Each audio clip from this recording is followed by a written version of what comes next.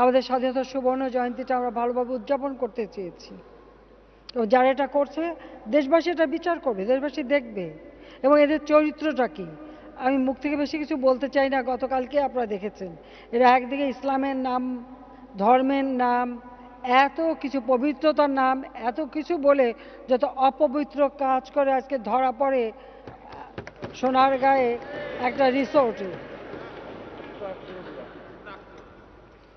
রিসোর্টে ধরা পড়ে সেই হেফাজতের কি সেক্রেটারি, জয়েন্ট সেক্রেটারি, সে ধরা পড়ল। এখন সেটা ঢাকার জন্য নানা রকমের চেষ্টা। পার্লারে কাজ করে এক মহিলা, তাকে আবার এখন তার এদিকে বউ হিসেবে পরিচয় দেয়, আবার নিজের বউর কাছে বলে যে অবস্থার পরিপ্রেক্ষিতে আমি এটা বলে ফেলেছি। যারা ইসলাম ধর্মে বিশ্বাস করে এরকম মিথ্যা কথা তা বলতে পারে, অসত্য কথা বলতে পারে? তা তো বলতে পারে না। তাহলে এরা কি ধর্ম পালন করে, মানুষকে কি ধর্ম শিখাবে? তাই হেফাজতে যারা সদস্য তাদেরকেও আমি অনুরোধ করি যে তারাও একটু বুঝে দেখুন যে কোন নেতৃত্ব তাদের, যারা এই আগুন জ্বালাও পোড়াও করে টোরে যে তিনি বিনোদন করতে গেলেন একটা রিসোর্টে আর একজন সুন্দরী মহিলা নিয়ে। এই তো বাস্তবতা, এটাই তো বাস্তবতা।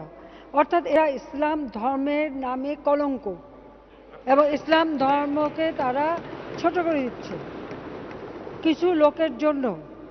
আজকে এই ধর্মটা জঙ্গির নাম, সন্ত্রাসের নাম, আর এখন তো যে চরিত্র দেখালো দুশ্চরিত্রের নাম, সব নাম জুড়ে দিচ্ছে।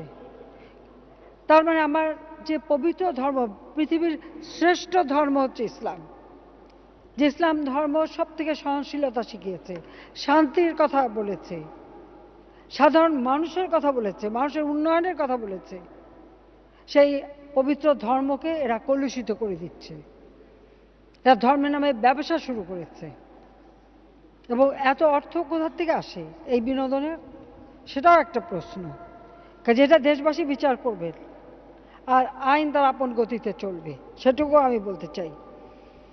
কারণ একজন মুসলমান হয়ে আর একজন মুসলমানের জান মাল হেফাজত করা, রক্ষা করা হচ্ছে তাদের দায়িত্ব। আর হেফাজতের নামে তারা জ্বালাও পোড়া করে যাচ্ছে, আর বিএনপি জামাত হচ্ছে তাদের মদতদাতা। এটা এই লজ্জা শুধু বাংলাদেশের জনগণের না, বিশ্বব্যাপী এটা একটা লজ্জার ব্যাপার এবং সমস্ত পৃথিবীতেই মুসলমানদের জন্য একটা লজ্জার বিষয় এনে দিচ্ছে তারা।